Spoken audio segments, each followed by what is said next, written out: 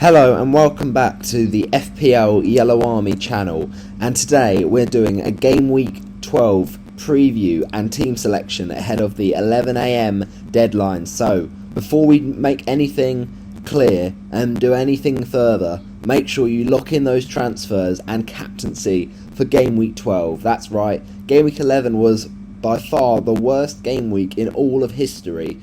The average 32 points. I scored myself 28 in Game Week 11, which, to be honest, wasn't the worst. I've seen a lot worse teams last week, but to be honest, I also look at it and think, it was not great at all, was it? So we have to go through it, review the red arrow. There's been so many red arrows for me this season, but we will also look at the mini league, the FPL Yellow Armies mini league, and of course, if you haven't already, you haven't got long, but you've got about an hour, do give a listen to the Form is Temporary podcast with me and Jack, the producer Jack, who came in, co-host, stepped in for Chris, who couldn't make it this week, and we also had our guest on, James Hastelow, really great guy. He was a great addition to the pod as a guest last week, came on, the Palace fan, so if you want any tips on Palace players, the likes of Eberechi Eze, who is on the picture, you can see there, then do make sure you give that a listen ASAP on Spotify. The Form is Temporary podcast. It was a really, really good one, and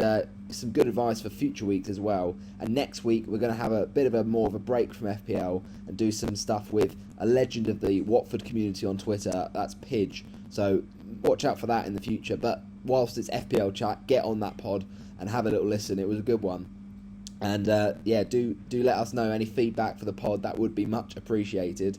But get it going into game week number 12. Let's look at how my game week got on. So 28 points, just below the average, 4 points. I mean, look, when I look at it, I think it's not the end of the world. I've not had a terrible week, but at the same time, it could have been so much better, right? It really was promising on paper, a lot of my players this week. I had Areola against Brentford side that I felt would score, but I was just hoping that the attacking chances for Brentford would mean some save points for Areola, and it didn't really work out that way. Brentford obviously scored 3, but Areola didn't have many save points. Just West Ham are not a good defence to invest in FPL, so yeah, it's a tricky one for Areola because he's got great fixtures coming up, and I think a bit of patience with him might well pay off, but let's hope that he can keep the clean sheet against Nottingham Forest in game week 12. I think with him, the save points does save him. If it was a West Ham defender, I might even consider selling. Even with the tricky fixtures, they just don't keep a lot of clean sheets. But I went for, in game week 9 when I wildcarded, the cheap Turner and Areola combo. And obviously I was glad I started Areola in game week 11 because we got the benching for Turner against Nottingham Forest. So just shows that ultimately, against Villa for Forest. It shows that ultimately some of these keepers aren't nailed, like Araya, for instance. He could play really well for Arsenal and then get benched for Ramsdale the next week. You've got similar things at a few other teams like Brighton, Steele, and a bit of a headache with him or Verbruggen. So there's so many different keepers that are just not nailed for minutes. And at the time, Turner was, but yeah, Vlachodimos looked really good against Aston Villa. So I'd probably think about, if you have a luxury move, an extra transfer, try and move on Turner. But for me, that's not the case. And it's not a massive problem, really, as long as you've got a playing second keeper. I think Areola's pretty safe. I know Fabianski played in Europa League and played quite well, actually. But I would imagine Turner still plays all the league games.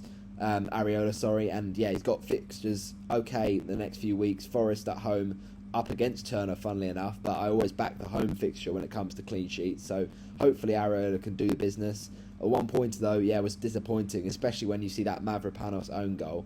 The defence though was even worse, so not much defensive points going around. I say even worse because Cash got 0 points. Yes, he got subbed off early with the 2 goals conceded against Forest. The clean sheet wipeout in the first 10 minutes was brutal. And then, yeah, to concede 2 to get the -1 and then also end up not playing the 60 minutes was absolutely devastating. So not good at all for Matty Cash. I've just never owned him at the right times. I mean, Game Week 1, owned him, benched him for the -1. Good decision. Game Week 2, Cash, Moreno, and Pau Torres, all these Villa defenders, so many options. I wasn't sure about minutes. He starts the game, gets the clean sheet, only 6 points, but that's fine because I got Rigo Henry's clean sheet. But then the next week, Cash gets a 2-goal brace against Burnley and Rico Henry clean sheet wipeout. And so then the week after that, Cash own goal. Okay, that makes me feel a bit better. But then I get back in on the Cash train in game week 8, Wolves away. He gets a goal conceded and doesn't get an attack and return. And then since then, it's been 0 attack and returns for Matty Cash and very few clean sheets. The 1 week was that Luton game where he got subbed off early. So yeah, it's really been painful having Cash, and he just needs to haul, please. So he's back from injury. There was a bit of a concern he got subbed off before 60 because of that way he landed awkwardly, but looking good for game week 12 to start against Fulham, who of course defensively are a bit suspect themselves. So I think Cash could get some attack and returns. Please, Matty, it's time you repay the faith I've put in you all these weeks, because you've been a bit of a troll for me. We know he's a good FPL asset, I've just not owned at the right time. And yeah, hopefully Fulham, they're not scoring many goals, so hopefully a clean sheet there as well. Then we got Taylor, 1 pointer. Now that was a real disappointing one. I thought the Burnley Palace game would end 0-0 because I was hoping for that, but Burnley this season have been defensively really poor, especially at Turf Moor. And Taylor did get me a goal in game week 10, but of course he was on my bench when he scored against Bournemouth, which was a bit of a freak one. And so yeah, he only got 1 pointer. Mark Gay though was my transfer in. Now let me explain to this. Basically, I had a plan for game week 12. I had a big plan. I looked at the fixtures, I planned ahead, as I always do on planet.fpl. I look a few weeks ahead in advance and try and get my transfer plans in place. And what happened was, my plan was to sell Trippier in game week 11 because he had Arsenal. I felt that Arsenal would score, and I felt that Trippier might not get a massive haul. And I was thinking, use that money as a cash cow to then get Saka and Mitoma in game week 12. But of course, I then had the 2 free transfers, and I thought, well, I want to get in a Palace defender because they had a great fixture against Burnley. I thought that was going to be a clean sheet. It was very, very nice. Mark Gay, legend. But of course, to do that Mitoma Saka transfers, I needed to free up money and sell Trippier. The fact he got a 9-pointer is Trippier. This is what he does, but I didn't think it would come against Arsenal. So fair play, Kieran Trippier. He is an amazing FPL asset, just a season keeper really. But it's a frustrating one because I had these plans and things have changed in the week. There's been lots of injuries. Erling Haaland obviously was taking off early, but he was fine now. He's played in the Champions League, etc. You had Matty Cash, who was a doubt. Again, he's fine now, but still a lot of players out injured. The likes of Saka in midweek, the likes of Estupinian, the likes of other players in the midfield, like Dan Burn, for instance. Right, he was injured. I was aware he was injured, but I didn't think he'd be out for 2 months. I thought he'd be back for game week 12. So Burn has really put a spanner in the works for my Mitoma Saka transfers in 12 because I have to replace Burn straight away when he's out for so long. So it just makes it tricky, but that's why I'm so relieved I rolled the second transfer, did just the Trippier to Gay transfer, which, okay, 4 points down, not ideal, but long-term Palace's fixtures are great. And so obviously now Newcastle have got Dan Burn out. Trippier might move to left back. They've got Livramento and Lewis Hall. That might have to be a bit makeshift. So yeah, at the time it felt right, and it's just I've got now 2.3 sitting in the bank, wondering what to do for 2 free transfers in game week 12. Well, we'll get onto that in a second.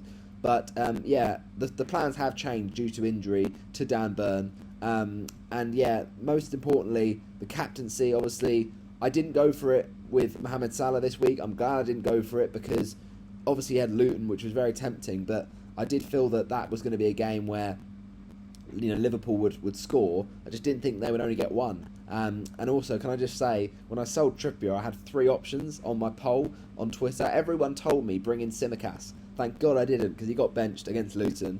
And Gay got the nice differential return with the clean sheet. So yeah, happy with him.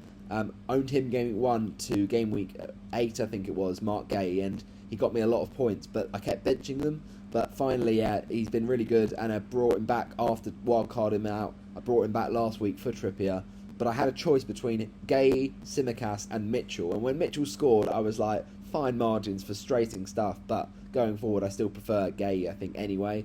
But Salah, frustrating. I just feel he should have had at least an assist. How Salah didn't get an assist with the Darwin chance, I will never know.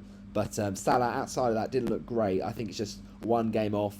This is what sometimes happens. Don't think about it too much. Salah is still an amazing FPL pick.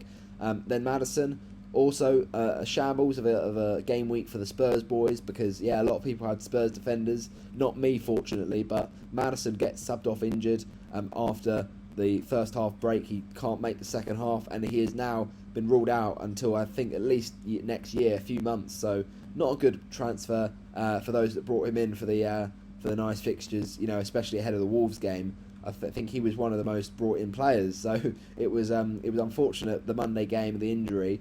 But Maddison, yeah, he's going to be a big loss for Spurs. So that's one of my transfers out this week, which actually does help me out, because when Maddison was fit ahead of the Spurs game on Monday night, I was thinking, yeah, this is not ideal. Like, I'm going to have to sell Maddison to get to Saka in 12.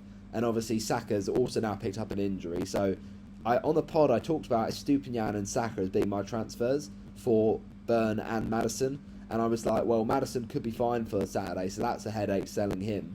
And then Saka, I'm feeling him because he's just got that Burnley fixture, attack the game week. But Burnley, obviously, they have been bad this season, but then Saka got injured in the Champions League as well. So there's been so many midweek injuries and changes of plans, really. So I'm glad I've now got this injury to Maddison. As good as a FPL pick he's been for my team, and he's done really well, it kind of is quite a nice time to jump off when there's a lot of midfielders that I'm tempted by, like Mitomas, like your Jared Bowens, like your Mohamed Kudus, and also Martinelli as well. But then without Ødegaard, without possibly Saka, maybe start Saka, but we'll have to see.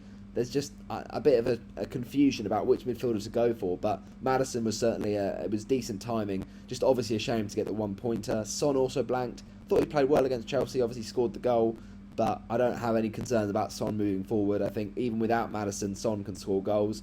He's playing through the middle. I think Brennan Johnson might play, but ultimately Son has been really good this season, got those big hauls.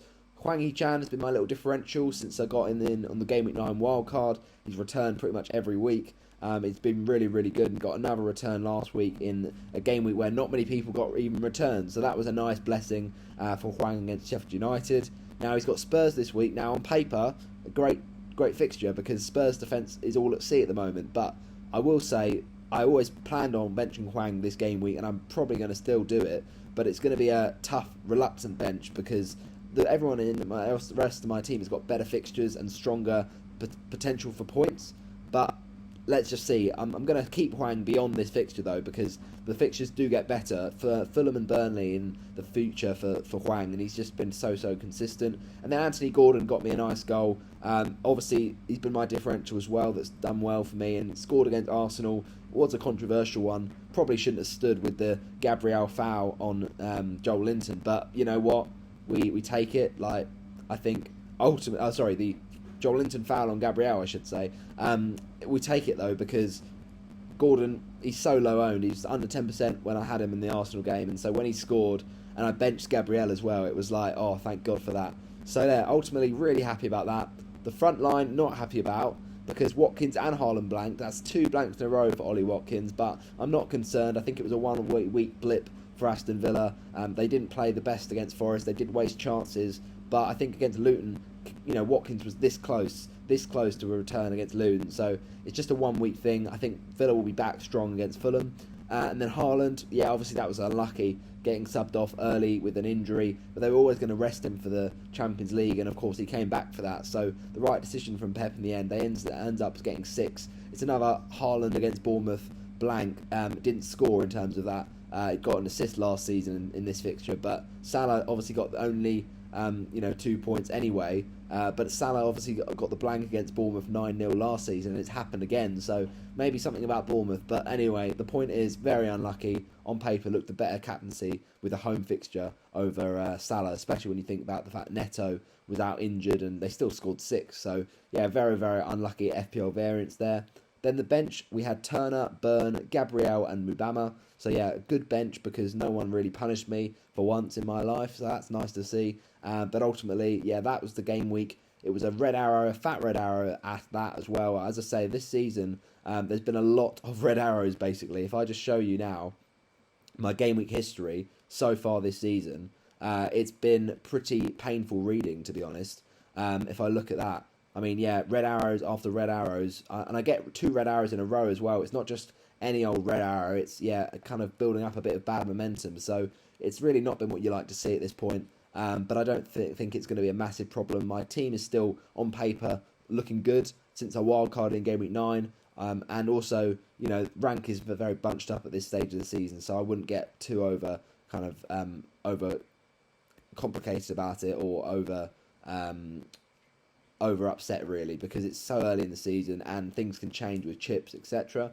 But yeah, not a terrible place to be rank wise. I think a lot of people will struggle this FPL season, but my rank 1.2 million, not terrible. Just a slight drop from last game week, despite it being obviously a really tough week for most people. So we're just hoping for that first green arrow since the Game Week 9 wildcard. It would be nice. The way I'm doing it seems to be happening in kind of little spurts. Like I said, 2 reds in a row, then a green, or red, green. So hopefully this is the week that I get the green. But I do definitely need it going into the international break as well. It would be nice to, again, get a green arrow to think into that. That we get, a nice start to the season. So, yeah, hopefully it'll be a big game week 12. Let's quickly look at the mini leagues, though. We'll show you the mini league for the FPL Yellow Army league and see what things are looking like there. And then we can show you my game week 12 final transfers. Now, this is the league. Well done to Ellie Pullen, the Nottingham Forest fan. Mac Awani Cheese, very good team name, I have to say. Also, you got Sakib, Ashley Valentin, Spencer O'Leary, Micah, Josh Brackstone, Caleb, Jared Phelan is up there, and also Adam and Alfie are in the top 10. So yeah, well done to all of you there. Really, really impressive stuff, I've got to say. It's really hard this season because, as I say, FPL has been quite hard to predict, but yeah, some decent scores there. Not a bad week actually from Ellie in terms of that, 42, but even better was Ashley's 44. So yeah, not many people getting many high points in the mini league as you'd expect from a game week like that, but fair play. Chatbot also got 45.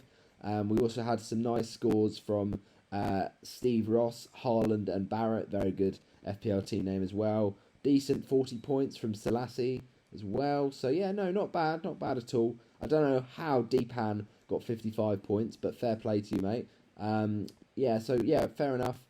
Just looking at the bottom of the table now then, I mean, there were some people that had a stinker of a week, it's got to be said. Some people had less impressive weeks than others, but if we just look at the final points and the final slide of the table, it was a bit embarrassing for some people, right? Some people really got mudded this game week. 51 points, I mean, that's impressive. But look, if we go right to the bottom of the league, I mean, to be fair, Theo actually got at the bottom, 43 points, still pretty decent. But I'm just trying to look and see if anyone got less than 20. To be fair, the average is actually not that bad. I mean, a few 15s in here, that's a bit unfortunate from Ben Smith and also from Mark J. But yeah, that's the mini league. Thanks for those that have joined this season. I'm not sure, you might still be able to join. Let me have a little look for you if that's possible. I think I've closed the league to any new entries, so sorry about that. But make sure you join next season. And then, yeah, if we just quickly look at the mini league for the podcast that we're doing, the form is temporary. So these were the results in Game Week 11. I got a slight defeat in Game Week 11. It was a bit painful, to be honest, against Benjamin. Also good wins there for Jamie and Chris and Basil as well. So yeah, interesting stuff in Game Week 11. And then also we saw some Game Week 10 results. So Game Week 10, these were the results. I mean, yeah, narrow defeat for me. It was very frustrating. So that's 2 wins on the spin. We've had defeats. Really need to get back up in the standings and get back on track. But these are the current standings heading into Game Week 12 in the kind of 6th match of this table so far. This is where I'm sat, 10th, to be honest. 1 point off the top is fine. It's very, very tight at the moment, early on in the season, of course. And at the bottom, we've got Barry, the average, and, of course, Stefan and Chris. So, yeah, some interesting points there. In terms of matches this weekend for the podcast league, we've got some really interesting matchups in Game Week 12. The likes of Chris, he's up against Basil, who's top of the table. Also, we've also seen there Joe Root's up against the average. Ben is taking on Benjamin, and I'm taking on Thanos. So hopefully he doesn't snap his fingers and produce a good performance for this head-to-head this week. Now, let's look at the pick team. Let's show my transfers for Game Week 12. There we go. That's the team for Game Week 12. So let's go through it then, shall we? Areola in goal against Nottingham Forest. I think this is a fixture that actually I could see a clean sheet in. Now, I'm maybe being a bit hopeful. This season, West Ham have not been good defensively, and Areola's not been getting clean sheets, only one all season against Sheffield United. But hopefully it'll be a repeat of that Sheffield United game. That would be nice. Gabriel, Burnley at home. Now, Burnley, obviously, defensively not been good this season. Gabriel's been frustrating, obviously got benched against Sheffield United. But I'm hoping that was just a one-off. Obviously didn't play too well against Newcastle, but that was a tricky fixture anyway. So Burnley have not been scoring goals either, with the likes of Lyle Foster out ill with an illness. I think Gabriel hopefully gets a clean sheet, but, it would be nice to get some points from him eventually. Bullet header as well, yes please. Matty Cash, Fulham at home, good fixture. Clean sheet, possibly. Also attack and return potential. But please, Matty, just do something in my team for once.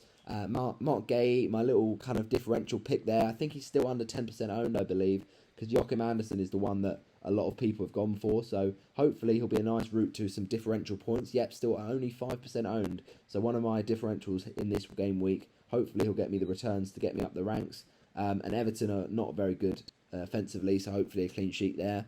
Then Trippier is facing Bournemouth, so he's one of my transfers in. Yes, I know what you're going to say. You are an absolute hypocrite because you sold Trippier last week, but things changed, right? Mitoma, I don't know about Mitoma. I'm not as tempted by Brighton, even with Sheffield United up next. The form has just not been great in the Premier League, and Mitoma dodges points anyway. Did so in the game against... I can't remember who it was now. A few weeks ago, they scored one big and he only got like one assist. And then obviously, got the assist for the Ashley Young own goal, but that was a bit fortunate. So Mitoma, I don't feel inclined to get him, to be honest. Trippier, for me, Trippier is essential. I've gone for Trippier just because I felt regret last week not having him. Obviously, it was Arsenal, and I know he got a 9-pointer, but I think he's just going forward. He's so consistent for attacking returns. And I know that he didn't get that against Arsenal, but he's just a bonus points magnet. So you just got to have him. It's as simple as that. I know he's expensive, but the fixtures aren't great actually for Newcastle. And they've obviously got Dan Burn, who at this point is injured. So that's going to have to be a makeshift defence. But I think Trippier is still just one to own. There's not many defenders getting clean sheets. So let's rely on those attacking returns. And Trippier, so reliable for that. So Bournemouth away, good fixture for a clean sheet, hopefully, and some attacking returns. So yeah, Trippier is out for his teammate Dan Burn, who of course is now injured. So hopefully that transfer works out well. Obviously, nice to have the money in the bank to afford that Trippier move, because I've just not really been invested and that interested in any other defenders this game week. Like the fixtures, they're okay for clean sheets, but not a lot of good options outside of your Palace players, your Newcastle and your Arsenal. So it's a tough one really. But we've gone with Trippier. He's back again, only 1 week out. Obviously, since I brought him in Game Week 7, he's been really good. Midfield then, Mohamed Salah's on the captaincy. Yep, I'm fancying him over Haaland because although Chelsea's a okay fixture, I think the home fixture, you've got to back Salah at Anfield. He's very strong there. Brentford this season have been quite good, especially away from home defensively, but I still feel Liverpool are a different side at home at Anfield. And I think, Brentford, they've not been perfect defensively, have they? Without Rico Henry and Ben Mee, I think they are leaking a few goals. And Flecken is an interesting one. Obviously got subbed off in the game against West Ham. So I wonder if he'll be fine. He probably will be, but it'll be interesting. So I think Salah could do well against Flecken and hopefully does well as a captain this week. I just like a bit of an explosive captaincy for me, Salah, because he did get the return against Forest a few weeks when I went for him, but it wasn't quite explosive like Haaland was against Man United. So Bowen, he's also come into the team, so that's my second free transfer. Bowen is in. Yeah, I'm fancying West Ham. I know that they just lost against Brentford, but they still score goals every week, and Jarrod Bowen's the main part for that. Now, Kudus I did consider, but I just don't think he's as obvious and as good as a pick as Bowen. I did also think about Martinelli because Saka's obviously been flagged with a bit of an injury doubt, and he is in the squad, Saka, but I don't know, it's just a bit of a doubt for whether he'll start. I don't know, we'll have to see. But I fancy Bowen because Forest defensively is still not great away from home, and fixtures for West Ham going forward are really, really good. So yeah, it's time I get on the Bowen train. I know that he's not the most differential, he's about 20% owned, but I still think he's really, really tempting. with the form he's on at the moment and the fixtures he's got coming up, so it just makes a lot of sense. So I've done Bowen out for Maddison because Maddison is confirmed out by Ange Postecoglou, so that makes my transfers quite easy in terms of who I'm selling this week, Burn and Maddison. But yeah, it's a bit of a gamble. I've gone with Trippier over Saka, and I've also gone with Bowen over any Brighton midfielder against Sheffield United. Let's hope that pays off, and let's hope that Trippier really does justify the price that I've gone for him, because it's just, I didn't really want to double up on Arsenal defence. I didn't want to double up on Palace because I just don't like, unless they're keeping consistent clean sheets every week, doubling up on many defences. I just don't like how risky it is. So I've gone for Bowen. Hopefully he does well in the Forest game. He has actually scored against Forest before in the Championship, so hopefully he keeps that good personal record going. And then Son against Wolves, early kickoff. Spurs aren't notoriously great in the early kickoff, but Son is still great on the counter. I know that Spurs are missing Maddison. It's a big blow for Son, to be fair, who's often, the creator. But I still feel that Son can do things on his own and score away goals. And maybe Wolves will be a bit more attacking. I don't know. With Hwang, they might leave spaces in behind. So let's see. Gordon against Bournemouth. Hopefully, if Wilson is out, then Gordon might start up front against Bournemouth, who defensively not looked good this season. So I'm fancying Anthony Gordon as my little differential attacker to get me those returns to boost me up the ranks. And then Watkins and Haaland looking very, very nice, as always. Okay, Fulham at home is a nice fixture for Watkins. Be nice if he gets back on the returns, though, this week. And then Haaland, Chelsea away. Could just bet any Haaland goal at any point against any fixture. So, yeah, pretty happy with that for game week 12. Bench Turner against West Ham because he's obviously been just benched, and I don't know if he'll start going forward. Probably won't, but he'll just be on my bench anyway. Whilst Ariola's got these good fixtures. Hwang Chan, I do want to start him if I can, and I was thinking about doing it for one of the defenders, but Gabriel, if he starts, that's a clean sheet probably, 6 points minimum, and then possible attacking threat from set pieces. Cash Fulham, he's just so attacking, Cash. I would never want to bench him. Well, unless he had a really hard away game like a Spurs or a Man City, I would never want to play the risk of benching Cash. So I'd always want to start him. With the Fulham fixture, I have to start him. Mark Gay, Everton, you don't see Everton scoring, so I could, in theory, go with, a Hwang Chan over Gay, but I just think Everton don't score, and Hwang Chan could score against Spurs, but I just have more faith in the Palace defence than a Wolves goal, even if Spurs defensively are a bit all over the shop, and obviously you have to play Trippier every week. Gordon with a good fixture, in great form, you've got to play him. Son and Salah obviously got to play those, and I've just brought in Bowen, he's got great form and fixtures, so yeah, it's really hard to play Hwang, but hopefully won't do anything this week and then just keeps on returning for me in the easier games. Then Taylor's obviously on the bench because he's got Arsenal, and then Mubama is just a third playing bench fodder that we don't worry about. So yeah, look, it's a decent little team, that one, I think. Game week 12 locked in, 2 free transfers. Trippier is in for Burn and Bowen is in for Maddison. So hopefully good game week for me in game week 12. Get us a like on the video, smash your thoughts in the comment section below. What do you think of my game week 12, my 2 transfers? And yeah, obviously things have changed. My plan has changed, what with the Burn injury and stuff. So I was going to do Matoma, I was going to do Share possibly this week as well, and possibly Saka, but things have changed. Maybe that's a risk that could pay off. We'll have to wait and see. But I'll see you in the next one. Bye-bye.